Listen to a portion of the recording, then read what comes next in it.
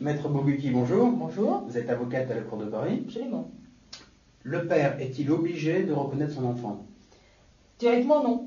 Le père n'est pas obligé de reconnaître son enfant. Ceci étant, dans les 2 ans de la naissance de l'enfant, la mère peut l'y forcer en faisant une procédure dite en reconnaissance de paternité. Nous parlons bien sûr des gens qui ne sont pas mariés. Et dans le cadre de cette procédure en reconnaissance de paternité, elle pourra obtenir une expertise ADN qui permettra de déterminer qui est le père de l'enfant. Au bout de ces 2 ans, elle ne pourra plus le faire, mais quand l'enfant sera majeur, il aura lui-même 2 ans pour faire cette procédure. Ensuite à sa majorité.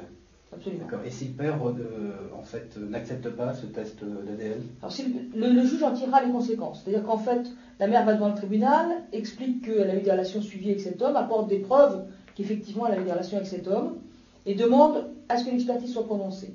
Le père peut ne pas se rendre à l'expertise.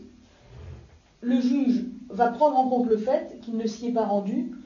La plupart du temps, va considérer que c'est une forme d'aveu.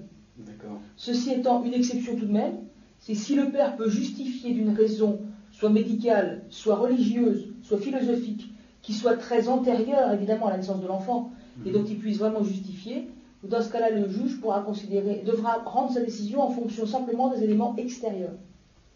D'accord. Très bien, merci maître. Je vous en prie.